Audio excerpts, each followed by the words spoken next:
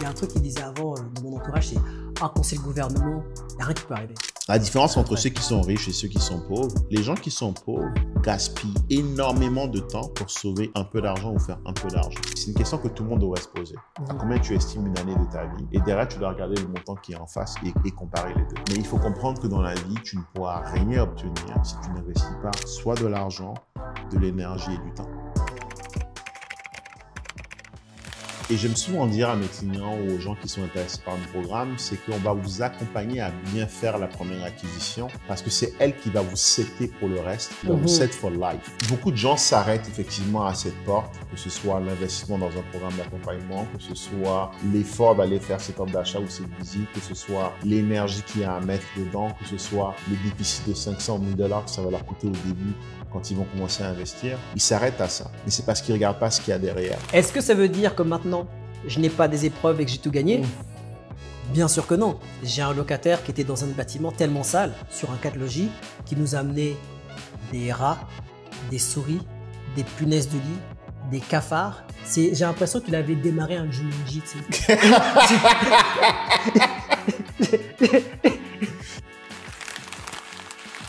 Non, c'est intéressant parce que là, on partage un peu aussi le côté c'est beaucoup du mindset ultimement à ce qu'on dit là. Mais oui. Quand tu es entré dans l'entrepreneuriat, quand tu as compris qu'il fallait que tu fasses le switch, tu as continué à investir.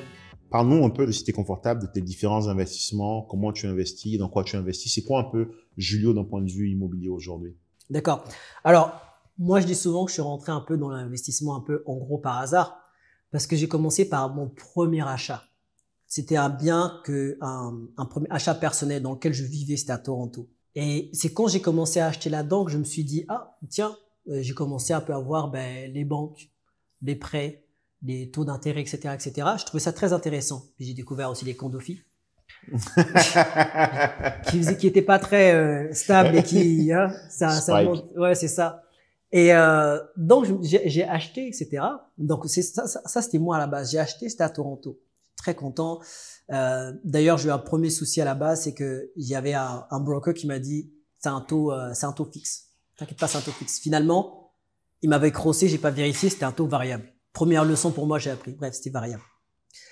Ensuite, avec ça, je voulais racheter un bien derrière parce que j'ai tellement aimé le processus, je voulais racheter. Et c'est là que j'ai parlé avec un de mes mentors qui m'a dit mais si tu veux racheter, t'es pas obligé d'économiser là. Tu sais de quoi je pense, hein? Preach! Donne-leur la science, donne-leur la science. Donc, en fait, je parlais avec mon mentor et il m'a dit, mais tu peux simplement refinancer. J'ai dit, refinancer? Comment ça? Il me dit, oui. Après, il me dit, si tu veux, attends 1 an, puis après, tu fais ton refinancement. C'est-à-dire que tu reprends, en gros, est-ce que t'as une vidéo qui l'avait bien expliqué? Le refinancement? Ouais. Non, mais je pense que j'en ai quelques-unes, mais je suis dû pour en sinon, refaire.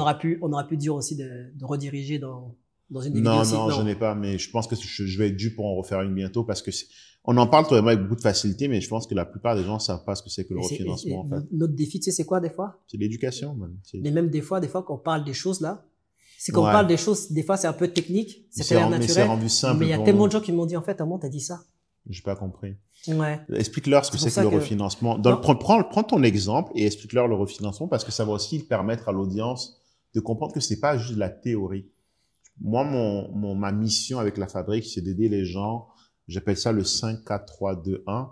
C'est en 5 ans, acquérir 4 propriétés pour un total de 3 millions à travers 2 classes d'actifs pour une personne. C'est comme ça que c'est un peu c'est le plan qu'on déploie pour tous nos clients. Ça passe par des refinancements successifs. Et souvent, j'en parle un peu rapidement, notamment dans mes événements. Et je pense que les gens ne comprennent pas forcément ce que c'est que le refinancement. Et toi et moi, on va passer dessus rapidement. Est-ce que c'est des francophones? Est-ce que c'est des Canadiens? Non, c'est beaucoup des gens issus de l'immigration. C'est des gens comme toi et moi qui sont arrivés ici, soit il y a 2-3 ans, soit il y a 10-15 ans.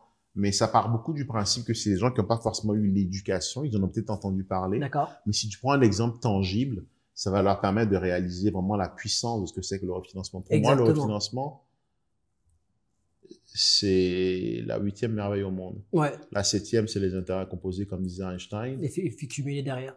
Et le 8e, c'est effectivement le refinancement. Surtout quand tu viens de France et que tu réalises que ici, voilà, c'est ça, l'immobilier est extrêmement liquide ben oui. et que tu peux juste back to back to back to back. Explique ce que c'est que le refinancement. D'accord. Alors, ce qui s'est passé, c'est qu'il m'a dit, ouais, tu peux faire le refinancement. J'ai dit, mais le refinancement, c'est quoi? Et puis en fait, ce qui s'est passé, c'est que, en gros, pour faire simple, le refinancement, c'est que, admettons sur un an, t'as acheté ton bien à 500 000 et il a pris de la valeur, comme tout bien immobilier. Les biens immobiliers, et pourquoi j'adore aussi les biens immobiliers, c'est que il y a beaucoup de choses qui perdent de valeur, tu vois, au fur et à mesure avec le temps. Mais l'immobilier, même si on dit oui, il y a des gens qui croient à la crise ou qui croient que, bon, ça, on va en parler plus tard, des gens qui rêvent, qui croient que ça va baisser, etc. Mais l'immobilier, sur le temps, gagne toujours. OK? Admettons que vous avez acheté un bien à 500 000. OK? Et que sur un an, par exemple, il vaut maintenant 600 000. D'accord? Donc, ça fait qu'il a pris, en gros, 100 000 de valeur. Donc, en gros, le refinancement, c'est de pouvoir aller voir la banque et moyennant aussi des locataires dedans, etc. Pouvoir aller voir la banque et la banque se propose de vous refinancer, de vous redonner jusqu'à 80% de la valeur que votre bien a fait. C'est-à-dire que la banque va vous dire que, par exemple, vous aurez la possibilité sur ces 100 000 de reprendre 80 000 et de les réinvestir, de racheter un bien immobilier derrière. Donc, ça, c'est quelque chose qui est incroyable. C'est-à-dire que là où des personnes se prennent la tête, par exemple, à se dire que je vais économiser sur le salaire, ou je vais économiser à droite, à gauche, etc. Combien de temps ça te prendrait, avec le marché qui évolue, de pouvoir prendre ça et de le réinvestir? Or, en faisant ça, avec l'immobilier qui monte plus vite, enfin, quel est le salaire qui va te permettre d'économiser ce genre de somme-là? Et encore, là, je suis gentil sur le 100 000. Je pense que tu as connu beaucoup plus que ça. Et moi, Ouais, on l'a tous connu beaucoup plus que ça. Mais ça, c'est un exemple rond pour rester conservateur, pour donner un exemple, en fait, de refinancement. Et donc, quand tu achètes, comme sur un de mes bâtiments, j'avais refinancé. C'est-à-dire que j'ai repris 80% de la valeur du bâtiment et j'ai réinvesti directement pour racheter encore un autre bâtiment. Il y a un élément qui est quand même puissant dans ce qu'on dit là. C'est qu'on a la possibilité de constamment pouvoir aller chercher du levier, oui. De constamment pouvoir aller chercher de l'argent sur des bâtiments existants. Souvent, quand tu vas commencer ta première acquisition, tu vas la faire au forceps, voilà, en allant chercher ta propre épargne. Et j'aime souvent dire à mes clients ou aux gens qui sont intéressés par nos programmes, c'est qu'on va vous accompagner à bien faire la première acquisition parce que c'est elle qui va vous setter pour le reste, qui va vous set for life. Ce que je veux dire par là, c'est que c'est cette propriété que tu vas acheter qui va t'aider à acheter la deuxième. Et c'est 1 et 2 qui va t'aider à acheter 3. C'est 1, 2, 3 qui va t'aider à acheter 4. C'est 1, 2, 3, 4 qui va t'aider à acheter 5, 6, 7, 8 et ainsi de suite. Exactement. Le côté un peu exponentiel de la croissance d'un parc immobilier, les gens ne la réalisent pas, surtout lorsqu'ils sont encore devant la porte, qu'ils ne sont pas entrés dans ce monde-là. Ils n'ont pas encore vu ce qu'il y a derrière la porte. On parlait tout à l'heure du fait de si les gens savaient ce qu'il y avait derrière, ce serait beaucoup plus simple pour eux. Ouais. La raison pour laquelle toi et moi, on a beaucoup de facilité à monter sur des transactions, c'est qu'on a déjà goûté aussi à quelque chose. Aujourd'hui, acheter pour moi un bâtiment, mon plus gros projet aujourd'hui, c'est un projet de 110 millions. Pour moi, c'est pas différent de mon projet de Gatineau de 16 millions. C'est pas différent de mon premier projet à Sherbrooke qui était de 750 000 à 2 millions. C'est pas différent de mes bâtiments que je construis à 2,5 millions à Sherbrooke. Parce que, ultimement, j'ai déjà goûté à plus basse échelle. Une fois que tu as fait en fait, je pense que si tu vis au Canada, en Amérique du Nord, il y a 2 choses que tu dois absolument goûter dans ta vie. Premièrement, c'est le refinancement. Ouais. Et deuxièmement, c'est l'entrepreneuriat. Exactement. Le refinancement, c'est quelque chose de... En fait, tu te rends compte que la banque te paye pour que tu conserves ton bâtiment. Le refinancement, ultimement, c'est que tu te revends le bâtiment à toi-même. Ouais, exactement. Libre d'imposition. Il y a 0 imposition là-dessus. Tu payes, mais quand je dis 0, c'est pas 0.0, c'est 0, 0, 0. Il y a 0 imposition sur l'argent que tu sors d'un refinancement. Tu peux t'en servir pour aller faire la vie que tu veux. Moi, je te conseillerais de le prendre pour acheter d'autres bâtiments. Le réinvestir, bien sûr. Et en gros, tu te fais payer par une banque pour qu'elle te donne plus d'argent pour que tu conserves le bâtiment. Et en plus, cette dette-là va être remboursée par tes locataires. Mais c'est vraiment, et c'est ça le truc. Et là où le système, j'adore ce système-là, c'est parce que je sais que finalement, les banques aussi, ça leur rapporte aussi. Je veux dire, c'est intelligent. Donc, quand je vois d'autres systèmes où ils le font pas, je me dis, ah, c'est dommage. Et le point important là-dedans, c'est de comprendre que c'est pour ça que j'ai choisi l'immobilier. Parce que tu sais, ultimement, on appelle ça du levier, aller chercher de la bonne dette sur un actif pour s'en servir pour acheter autre chose. On appelle ça du levier. Les banques pourraient faire la même chose sur d'autres actifs. Elles le font sur les actions, sur les gros portefeuilles. Mais la raison pour laquelle j'aime particulièrement l'immobilier en Amérique du Nord, donc ce que je te dis là, ça s'applique bien sûr au Canada, mais aussi aux États-Unis, c'est que la valeur intrinsèque d'un bâtiment ne vient pas seulement du fait que monsieur, madame, tout le monde est prêt à payer le prix que tu en demandes quand tu le mets sur le marché, mais ça vient aussi du fait que la banque reconnaît cette valeur intrinsèque. C'est parce qu'elle reconnaît cette valeur intrinsèque de 1 million, par exemple, qu'elle est prête à te prêter 800 000 dessus. Donc, la valeur de ton actif n'est pas virtuelle. C'est une vraie valeur qui est reconnue par le marché, mais qui est aussi reconnue par les institutions financières qui sont quand même les organismes les plus puissants monétairement dans un pays. C'est pour ça que l'immobilier en Amérique du Nord ne pourra jamais se casser la gueule. J'entends les sirènes qui parlent de crise immobilière. Continuez. Mettez-vous sur la touche. Pardon, continuez. Moi, je t'arrête avec toi quand les gens parlent d'opportunités et de crise. Je suis content quand on augmente les taux. Quand les taux ont augmenté, j'étais content. Surtout dans le résidentiel. Bon, là, on va voir c'est qui est qui. Parce que les taux, ça sépare les boys des men. Ça sépare les garçons des hommes. Puis, je n'ai jamais fait autant de cash que depuis que les taux ont augmenté. Mes 2 dernières propriétés que j'ai achetées, j'en ai acheté une à 700, elle était listée à 750. Je l'ai achetée à 625 000. L'autre, elle vaut à peu près 550. Je l'ai achetée à 450.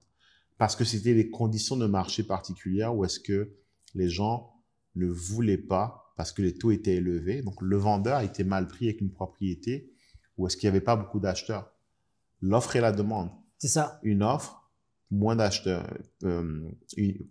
Quand l'offre est supérieure à la demande, les prix vont vers le bas. Et j'ai pu négocier ces conditions-là parce que justement, il y avait moins de monde sur le marché. Exactement. Parce que il faut que vous compreniez que la vraie force du marché immobilier nord-américain, c'est le fait que ce sont des actifs qui sont tangibles, qui sont durables et dont la valeur intrinsèque n'est pas seulement basée sur le fait que quelqu'un est prêt à l'acheter, que le marché est prêt à vous donner votre prix, mais surtout parce que les institutions bancaires en reconnaissent la valeur au point où elles sont OK de vous donner un levier de 80% là-dessus. C'est ça la vraie valeur de l'immobilier. Exactement. Quand j'ai expliqué ça à des personnes qui sont en France aussi, ils disaient, mais attends, comment ils ont reconnu ça? Comment ça se passe? Oui, mais attends, parce que ça s'est vendu, parce qu'il y a une aspect... Il bug. Non, mais tu sais que là, ils disent, attends, il y a un truc que j'ai pas vu. Et on t'a redonné le... Tu sais ce que je veux dire? Et je me dis, et c'est sûr qu'au bout d'un moment, quand tu viens d'un endroit où tu t'habitues au système, bah, ça te paraît normal. Donc, je dis, j'ai refinancé. Et le truc, c'est que maintenant, je leur dis que, en fait, maintenant, c'est ces bâtiments-là qui vont me chercher d'autres bâtiments. Donc, je suis plus là à dire, OK, j'ai économisé un autre 2 ans. Déjà, économiser, on en a parlé tout à l'heure. J'ai maintenant refait ça un autre 2 ans, etc. Non. Vous là, vous deux, vous êtes prêts? On y va. Maintenant, l'année d'après ou 2 ans après, ou quel que soit X temps, maintenant, tu as un autre soldat à tes côtés. The gift that keeps on giving. J'aime beaucoup l'expression soldat que tu utilises parce que c'est exactement ce que c'est. C'est ça. L'argent, c'est un outil. Et c'est un outil qui... Money is your bitch. Moi, c'est comme ça que je le vois. L'argent, là, c'est mon serviteur. Je ne suis pas au service de l'argent. L'argent est à mon service. Et vu que ces soldats-là sont à mon service, je les envoie au combat. Exactement. Est-ce que si tu es le dirigeant d'une armée qui veut s'étendre, tu veux conquérir des nations, tes soldats, tu les laisses dans la garnison ou tu les mets sur le bateau pour aller conquérir les terres éloignées? Tu les mets sur le bateau. Et ce que vous devez comprendre, c'est qu'un bâtiment, c'est comme dans les jeux vidéo. Quand tu cliques dessus, il y a 2 soldats qui sortent. Après, tu cliques dessus, il y a 2 soldats qui sortent. C'est la même chose. Un bâtiment, c'est des soldats, c'est de l'argent, qui créent constamment des nouveaux soldats, qui sont en mesure eux-mêmes de créer d'autres soldats. Et au bout d'un moment, tu te retrouves avec une armée, avec un empire qui travaille pour toi. Exactement. J'avais parlé à un couple Ils ont acheté une maison à 400 000 à Ottawa, à Gatineau. Et je crois elle vaut à peu près 500 000 aujourd'hui. Et ils avaient 200 000 chacun d'épargne. Ils ont épargné. Et quand je leur parlais, ils me disaient, ah non, on va pas investir finalement, on va juste rembourser la maison, on va la payer entièrement. Et c'est genre, ok. Donc tu me dis que tu préfères rembourser entièrement ta maison, la payer. Émotionnellement, je comprends le besoin. Ma maison est payée, je peux dormir à un endroit. Mortgage free. Je suis mortgage free. Je suis debt free. Mais être debt free, c'est pas être free financially. Être libre de dette, c'est juste, libre de dette est l'opposé d'être libre financièrement. Parce que la réalité, une fois que la maison est payée, ils ont un endroit où dormir, mais comment ils payent leurs courses? Comment ils payent leurs vacances? Comment ils payent leur lifestyle? Alors que ce même 400 000, ils le prendraient pour acheter 4 propriétés locatives. C'est ces propriétés locatives-là qui viendraient justement payer la maison. J'aime souvent dire pourquoi je recommande 4 propriétés. Je parle de la règle des 4 V. Tu dois acheter 4 propriétés pour pouvoir être libre financièrement et atteindre la retraite, simplement parce qu'avec les 4 propriétés, la première va venir pour payer pour ton ventre, la deuxième va payer pour tes villas, la troisième va payer pour tes vacances et la quatrième va payer pour tes véhicules. Ventre, villa, véhicule, vacances. Se nourrir, se loger, se véhiculer, se divertir. C'est ça. Mais tu vois comment est-ce qu'avec la bonne éducation, on fait les meilleurs choix, au fait. C'est ça. Et ce couple-là, ils ont déjà fait l'effort, ils ont essayé d'épargner. Mais là, ils vont prendre un chemin qui est beaucoup plus long parce qu'ils vont se laisser diriger, ils vont prendre leurs décisions basées sur des notions émotionnelles et non sur des notions rationnelles. Mais tu sais que c'est très vrai ce que tu dis, mais là où je les comprends, c'est que, comme tu dis, c'est que sans éducation, sans quelqu'un qui te montre, c'est difficile. Or que pour toute chose dans la vie, il y a déjà des gens qui ont craqué le code. They crack the code. Il y a déjà des gens qui ont vu le truc et qui ont simplifié. Bon, des fois, tu le retrouves dans les livres parce que tu peux le lire. Mais il y a des gens aussi qui font des formations, des gens qui font des trucs comme tu vois, qui font des super bonnes formations. Et c'est ça qu'il faut pas avoir peur de payer parce qu'il y a des gens, tu crois que c'est pas parce que tu fais quelque chose d'une bonne intention que tu vas y arriver, que tu as raison. C'est qu'au bout d'un moment, faut s'informer, dire, OK, d'accord, lui, il a craqué. Lui, il a fait ci, lui, il a fait ça. Et des fois, Andrew Tate, j'ai dit le mot, je suis fou. Andrew Tate, il a dit un truc, il a dit, mais attendez, moi, mes 4 voitures, là, j'en prends une. Même s'il y a une personne qui économise toute sa vie, qui travaille jusqu'à je sais pas quel âge, qui fait ci, fait ça lui suffira à peine d'acheter la voiture. Alors que moi, j'en ai je sais pas combien. Si ça te montre pas que le système doit être craqué, si ça te donne pas vraiment l'idée que il y a un truc à faire, tu n'auras jamais compris. C'est que, encore une fois, ça revient à cette notion d'entrepreneur et de prise de risque et de se lancer. C'est qu'il y a des gens aujourd'hui qui sont dans la paralysie de l'analyse. Ils analysent. Je vais. Combien de gens en début d'année ont pris la résolution d'investir en 2024? À l'instant où est-ce qu'on enregistre cet épisode-là, on est pratiquement rendu à la moitié d'année et ils n'ont toujours pas encore acheté. Pourquoi? Parce qu'ils se disent je vais. Des fois, en fait, ce que ça prend, quand je te parle du fait que la transformation est dans la transaction, je te garantis qu'ils auraient investi dans un programme, ils se diraient non, j'ai investi, il faut que j'y aille. Tu as remarqué que tu diras à certaines personnes quand ils mettent de l'argent sur la table, c'est comme si ils voient plus l'importance des choses. Moi, certains de mes programmes, je pourrais les donner entièrement gratuitement. Je vais dire une chose. Si tu donnes gratuitement, paradoxalement, je pense qu'il y a même moins de personnes qui vont venir. Bon, en fait, ils vont venir, mais ils n'auront pas les résultats. Parce qu'une fois que je te les donné gratuitement, il faut que tu l'implémentes. Et si je te donne ces programmes-là gratuitement, tu dois les implémenter. Mais la réalité, c'est que parce que tu les as eu gratuitement, tu n'en verras pas la valeur. Et parce que tu n'en vois pas la valeur, tu ne vas pas implémenter. J'ai un coach qui vient 3 fois par semaine chez moi pour me former sur de la boxe. Et j'ai vu les vidéos, t'es chaud, hein? Ah, écoute. Ah ouais. Don't be ready. Et dans une discussion, il m'a envoyé un meal plan. La réalité, c'est que je ne l'ai jamais implémenté. Pas parce que je ne crois pas en lui, c'est mon coach. C'est juste qu'il me l'a envoyé gratuitement. Puis vu que j'ai pas payé j'ai pas pris encore l'effort et le temps et l'énergie de l'implémenter parce que j'ai déjà un autre meal plan pour lequel j'ai payé. Tu vois ce que je veux dire? Quand tu payes pas pour quelque chose, on voit pas forcément la valeur. Et c'est pour ça que c'est important des fois. Comme je dis, la transformation a lieu dans la transaction. L'autre élément, c'est que les notions qu'on partage ont l'air basiques, mais littéralement, c'est des choses qui ont changé nos vies. Tu ne serais pas le Julio que tu es aujourd'hui si tu n'avais pas fait ce refinancement-là. je ne serais pas le Uriel que vous voyez aujourd'hui si je n'étais pas passé à travers ce duplex qui a changé ma vie. C'est un duplex qui me coûtait le même prix que le loyer de monsieur, madame, tout le monde.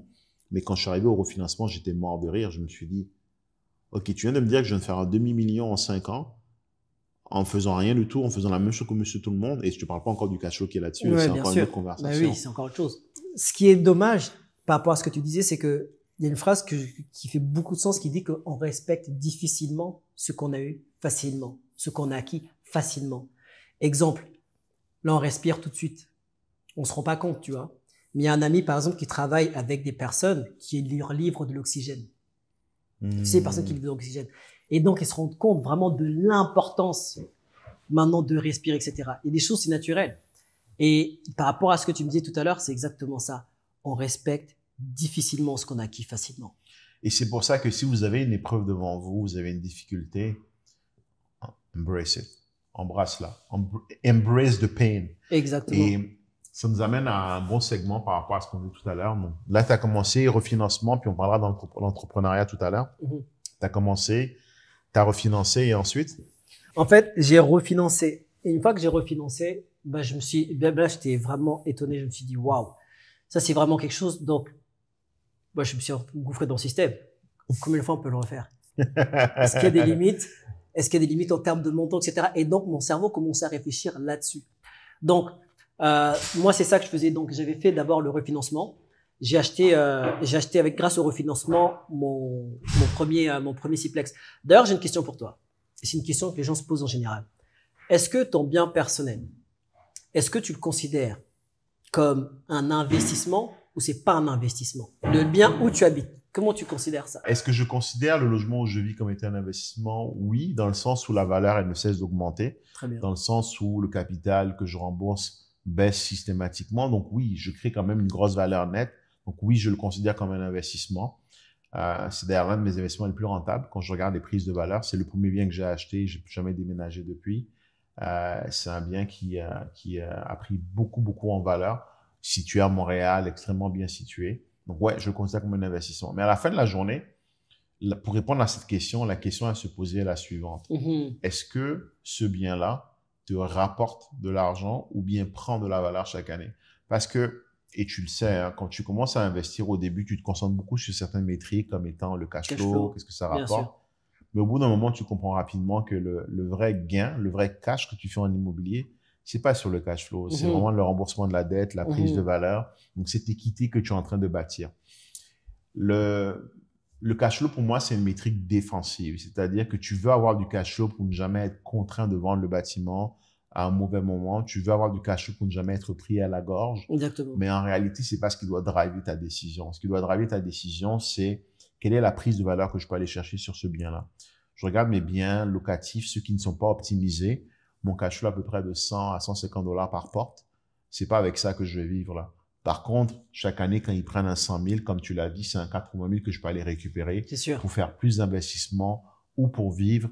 Et c'est des montants beaucoup plus conséquents que le cash flow. Et on revient encore à cette notion de qu'est-ce que tu choisis, la gratification à court terme ou à long terme. Le cash flow, c'est une gratification à court terme. La vraie gratification, c'est celle que tu vas chercher à long terme à travers notamment ta prise de valeur et l'équité qui ne cesse de grossir sur ta propriété. Très bien dit. Et quand j'ai commencé à investir, donc ça c'était parce que quand tu commences à investir, c'est la première métrique que tu vois. Surtout quand tu commences à découvrir et que vous êtes en fait entouré ou t'es entouré de personnes qui ont commencé un petit peu aussi. Et pas non plus des personnes qui sont 15, 20, 30 étapes devant en fait. Donc ce qui fait que quand j'avais commencé, le Plex que j'avais acheté à Montréal, bah, c'était une super bonne amie qui est toujours agent immobilière, qui est toujours en activité à Montréal. Qui m'avait aidé à trouver, on va dire, en gros, un pocket listing quand même. Donc, c'est, en gros, comment tu traduirais ça? Que c'est un marché, c'était un marché. Hors marché. C'était comme si c'était un marché, pas un marché invisible, mais c'était une propriété hors marché. Une propriété hors marché, c'est ça. Donc, c'était une propriété hors marché. Donc, ce qui s'est passé, c'est que dans les deux plex que j'ai achetés par la suite, c'est-à-dire les 6 appartements en tout, ça, c'était des appartements que j'avais achetés, comme j'avais dit tout à l'heure, pendant le Covid. Et dans on va dire la matrix ou mon unité de mesure, c'était le cash flow. Mais la chance que j'avais, je considère la chance que j'avais, C'est que, tu sais, normalement, il y a des endroits, dépendamment, il y a des zones où cette zone-là, ça va être cash flow, mais la plus-value, rien. Il y a des endroits, plus-value, ça va prendre à fond, ça va monter, cash flow. Et des fois même, il faut accepter de dire que voilà, là, c'est la plus-value, ça monte à fond. Le cash flow, je sais qu'il faut pas regarder ça, par exemple. Et ça, faut savoir aussi le regarder. La chance que j'ai eue, c'est qu'il y a des endroits, comme là où j'ai acheté, c'est que le cash flow, ça allait, mais c'est aussi la plus-value. La Gatineau, c'est toi Gatineau, comment c'est passé à Gatineau? La plus-value, c'est monté, mais d'une manière incroyable. Donc, j'avais acheté mes 2 bâtiments là-bas. J'avais acheté les 2 bâtiments. Et par la suite, derrière, j'ai acheté encore un autre bâtiment bien placé dans Gatineau, Hull, et qui est vraiment proche de Ottawa. C'est un endroit, j'aime bien investir aussi. C'est vraiment quand c'est proche d'Ottawa, proche de tous les centres gouvernementaux, etc., pour les fédérales. C'est vraiment très bien placé. Parce qu'il faut savoir que Ottawa, c'est Ontario et Gatineau, c'est Québec. Donc, Québec, en général, c'est un peu moins cher que Ottawa. Donc, les personnes qui habitent à Ottawa aiment travailler à Ottawa et venir vivre à Gatineau. Donc, c'est ça que je faisais. Et donc, c'est ça que je fais c'est ça que j'ai fait en termes d'investissement. Donc, j'ai des propriétés qui ont du cash flow, mais qui prennent surtout en valeur. Et récemment, ce qui s'est passé en termes d'investissement, c'est que après le Covid, c'est ça, après le Covid, j'ai décidé de tenter un peu mon aventure au Mexique. Donc, j'ai mis même des vidéos, j'ai vu des vidéos où on peut suivre mon aventure. Hein. Et parce que j'aime bien aussi me lancer pas le challenge, mais j'aime bien montrer aussi que je filme aussi pour montrer que c'est pas, je le filme pas pendant quand je suis quand je suis vraiment rendu, en gros, Elon Musk ou Warren Buffett, etc. Mais je te montre ma journey. Je te montre mon aventure pour pas qu'on dise oui, mais t'as vu, il a eu de la chance ou t'as vu que c'est parce qu'il y en a, ils aiment trop dire la chance. Ouais, mais t'as vu, etc. Je te montre quand je gagne, je te montre quand je perds, je te montre, etc. Donc, voici ce qui s'est passé. J'ai commencé à Montréal, Longueuil. J'ai pris un petit 6plex. Je suis parti à Gatineau. J'ai acheté 2 plex. Après, j'ai racheté un plex l'année d'après. Dans le même principe de refinancement, à part mon premier bien, c'est mes plex qui allaient acheter d'autres plex. Et, une fois que ça s'est passé ça, là, voilà. Une fois que j'ai fait ça, une fois que je suis arrivé à ce niveau-là, je me suis dit, tu sais quoi, Julio, mon 9 à 5, je pense que je l'ai assez vu. Donc, là, tu as quitté ton 9 à 5, du coup. C'est quoi la prochaine étape, du coup, pour toi? C'est de continuer à faire ce que je faisais en immobilier, mais en étant à temps plein.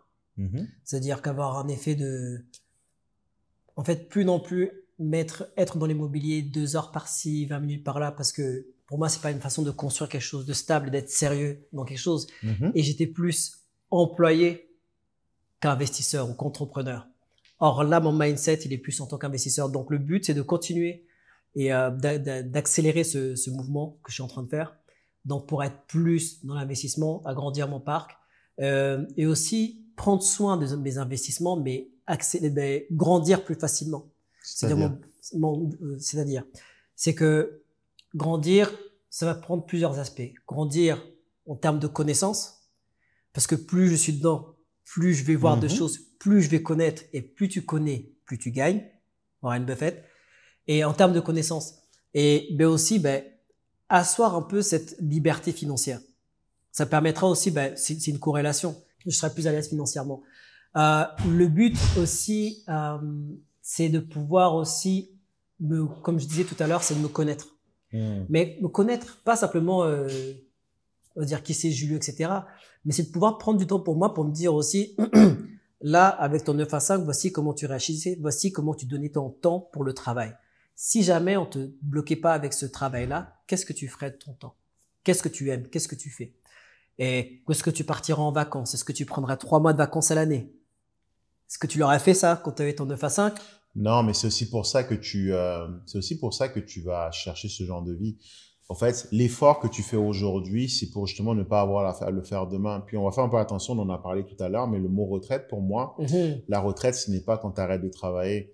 Je pense que le but d'aller à la retraite, c'est de pouvoir vivre la vie que tu souhaites avoir sans jamais avoir le besoin d'être retraité de cette vie-là. C'est ça. Aujourd'hui, mon équipe me demande, je pars 3 mois, comme tu l'as dit, et pendant ces 3 mois-là, est-ce que je vais travailler?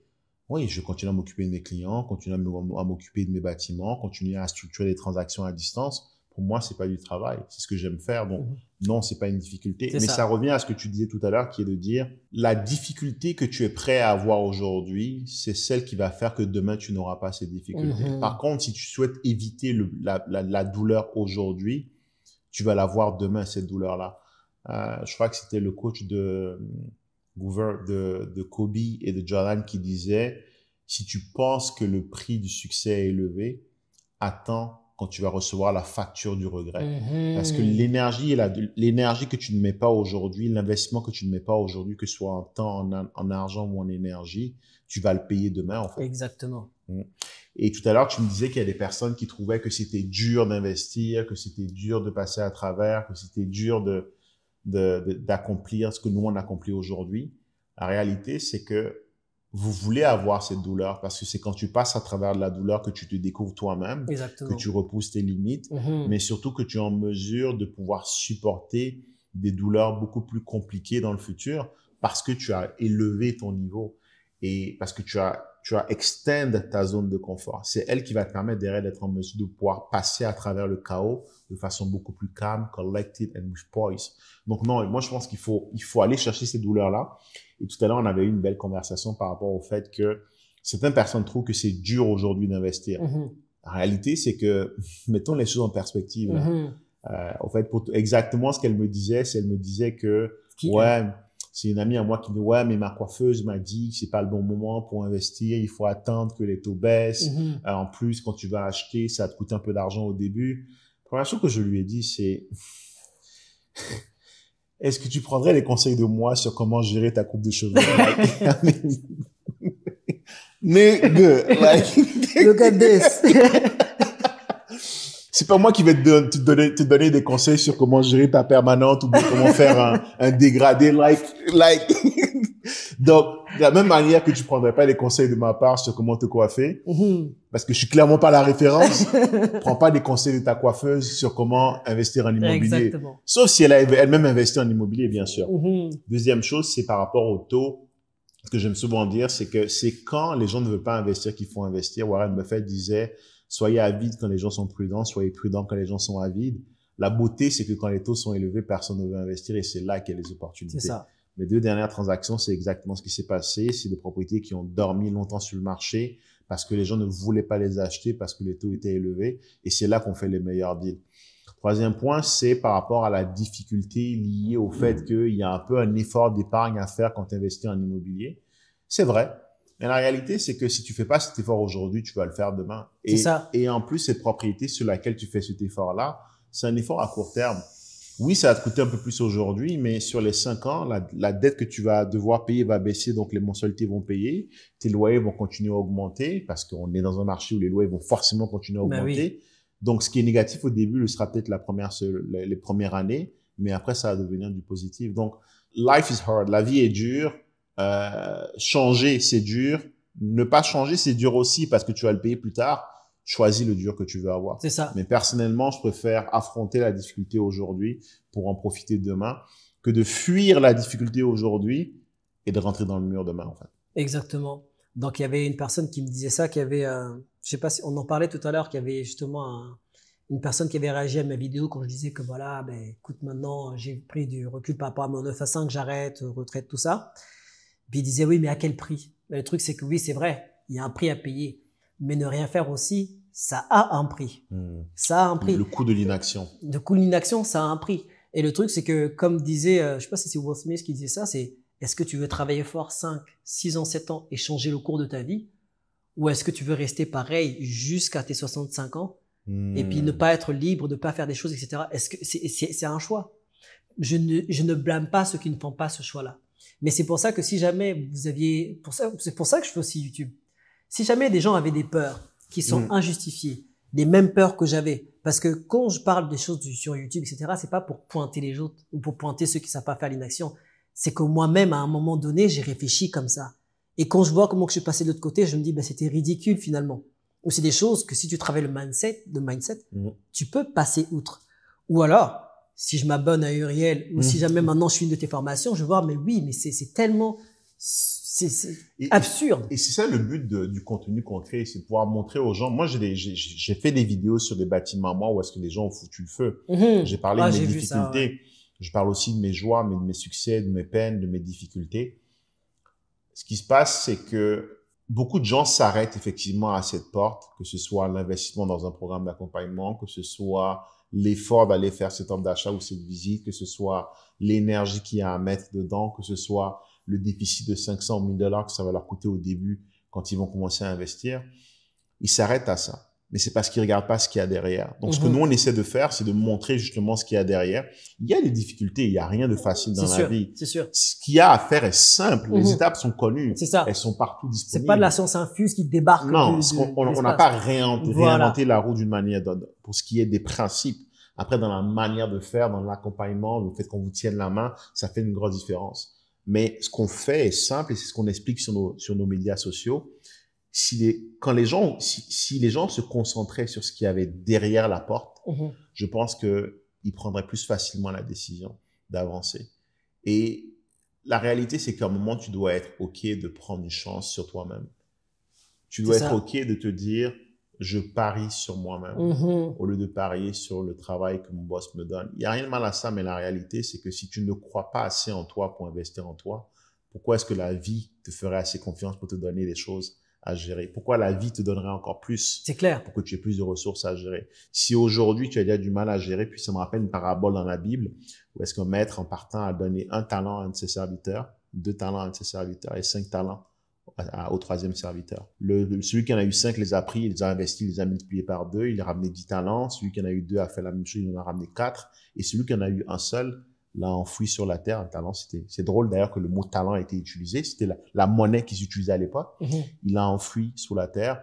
Et quand le maître est revenu, il a dit, ah tiens maître, voici le talent que tu m'as donné. Je l'ai protégé parce que j'avais peur de le perdre. Le voici. Alors que les autres ont doublé ce que le maître leur a donné. Qu'est-ce que le maître a fait? Il a chassé de la maison celui à qui il en a donné un seul. Parce qu'il lui a dit, je t'ai confié une responsabilité. Tu n'as pas multiplié ce que je t'ai donné. Tu n'es pas quelqu'un de confiance, sors de chez moi. La vie, c'est la même chose. Aujourd'hui, on a tous un talent, que ce soit une aptitude, que ce soit des revenus d'emploi. Si tu ne les prends pas pour multiplier à travers l'investissement, en réalité, ce que tu fais, c'est que tu craches à la face de Dieu en te disant, ce qu'on m'a donné, je ne vais pas le multiplier. Non, c'est sûr. Je pense que c'est un gaspillage, c'est un crime, littéralement, en fait. Et oui, il y a des peurs, oui, il y a des challenges. Mais la réalité, c'est que quand tu commences à te concentrer sur ce qu'il y a derrière, si tu te concentres sur le rendement et non sur le coût, tu te concentres sur ce que tu peux obtenir et non sur ce que ça va te coûter, tu comprends que finalement, le retour, il est asymétrique et que tu dois te lancer. Moi, c'est comme ça que je le vois. Donc, c'est ça que j'ai découvert après avoir pris ma retraite du 9 à 5. C'est ça. Donc, j'ai plus de flexibilité avec mes enfants, de me dire que je vais participer j'ai des moments clés, je vais participer, des moments où je vais développer, des moments où je suis plus impliqué dans la maison plutôt qu'avant où des fois, c'est tout bête, mais des fois, on va dire, chacun était impliqué à travailler, donc à 14 heures, personne n'avait mangé, il faut qu'on aille chercher les enfants, etc. Et on était juste en forme pour le travail, c'était de l'énergie mal investie, en fait. Donc là, l'énergie est mieux investie par rapport au bâtiment, par rapport au maintien du bâtiment, pour savoir ce qui se passe autour de nous, qui est autour de nous, qui est autour de moi. Je me suis aperçu que, en me réveillant de tout ça, c'est que là, je suis beaucoup plus conscient de ce qu'il y a autour de moi, des gens qui m'entourent, ceux qui m'apportent vraiment, ceux qui me tirent vers le haut, ceux qui ont ces mêmes intérêts-là, ceux qui me font grandir, ou ceux qui me font perdre du temps. Toutes ces choses-là, parce que des fois, il y a des gens, on en a parlé la dernière fois, il y a des gens, même s'ils ne sont pas forcément méchants ou, on va dire, qui vous font pas forcément du mal, mais ils ne vous apportent rien de concret dans votre développement. C'est quelque chose aussi, des fois, à considérer du temps que tu donnes à ces personnes-là. Donc, j'ai vu tout ça, et c'est tout ça qui m'a fait, depuis que j'ai pris ma retraite du 9 à 5, je ne regrette absolument pas. En termes de développement, j'en parlais avec ma conjointe récemment, là, et elle me disait, mais c'est incroyable, tu sais, ce que tu as fait par rapport à tes gestionnaires, etc. Ce que tu as fait, ce que tu apprends, la manière que tu grandis, puis ce que tu as sauvé, ce que tu vas réinvestir, c'est un game changer. C'est vraiment le jour et la nuit. Donc, de là, je ne regrette pas. Donc, voici pourquoi j'ai retraité. pour prendre plus soin de mes bâtiments, soin de la famille, gérer mon temps, améliorer ma situation financière aussi, la décupler aussi, et puis de faire ce que j'aime aussi et me connaître. Donc, est-ce que ça veut dire que maintenant, je n'ai pas des épreuves et que j'ai tout gagné? Bien sûr que non. Je te disais la dernière fois, j'ai des grosses épreuves qui m'arrivent. Par exemple, j'ai un locataire qui était dans un bâtiment tellement sale, sur un 4 logis, qui nous a amené des rats, des souris, des punaises de lit, des cafards. J'ai l'impression qu'il avait démarré un Jumanji, tu sais. J'ai l'impression qu'il a lancé un jeu et que je me suis dit, mais où est-ce qu'on est? J'entendais le tam-tam. Je me suis dit, c'est fou. Une personne. Bah, tu vois, et je peux comprendre qu'il y a des gens que, ben, ça les freine beaucoup, qu'ils ont peur. Mais c'est des choses, je me dis, mais non, une fois que je sais comment résoudre ça, qu'est-ce qui a fait au niveau du locataire qui a fait ça, comment éviter ça, quels sont les exterminateurs, qu'est-ce que le gestionnaire, qu'est-ce qu'il a mal fait, ça me permet de l'enlever, etc.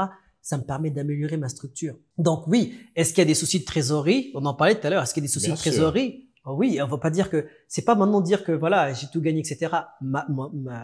Malheureusement ou heureusement, ma page YouTube ressemble pas non plus à un Instagram des gens qui sont en mode Dolce & etc. Je suis pas là pour juger. Moi, je vous dis, ben voilà, là, il a fallu réparer ça, ben là, le timing pour ça, c'était pas bon, là, j'ai fait ça, je retourne. Mais en gros, au final, tu ne perds pas. Pourquoi? Parce que tu apprends et tu avances de là. Tu perds quand tu abandonnes et tu laisses la chose. Voilà, c'est ça. Fail forward. Tomber de l'avant. Tomber de l'avant. Qu'est-ce que j'ai appris dedans? Moi, quand j'ai une difficulté, c'est OK. C'est quoi l'apprentissage? J'ai une difficulté? Good. Qu'est-ce que je peux en apprendre? Tu vois, j'ai un problème? OK. Merci la vie d'abord pour ce problème. Quelle est la leçon que je dois en tirer? Comment je fais pour être meilleur la prochaine fois? C'est ça. Le bâtiment de 4 logements, est-ce que c'est celui de Longueuil? Non. Longueuil, c'est 6. C'est à Gatineau, celui-là. Parfait. Écoute, c'est super intéressant parce que il faut que les gens réalisent qu'en réalité, que le chemin, que quand tu es un investisseur, tu deviens un entrepreneur. Quelqu'un qui prend un risque, mais pour aller chercher un meilleur rendement. Quelqu'un qui entend des choses et qui apprend à chaque fois qu'il a un challenge, une difficulté. Et c'est à travers ça que tu deviens la personne qui est en mesure d'attirer à toi les bonnes choses. Donc, écoute, super intéressant ton parcours de comment tu es arrivé à Montréal, ensuite Toronto, Ottawa, tes différents investissements, ta chaîne YouTube. D'ailleurs, si on veut te retrouver, où est-ce qu'on peut te retrouver, Julio?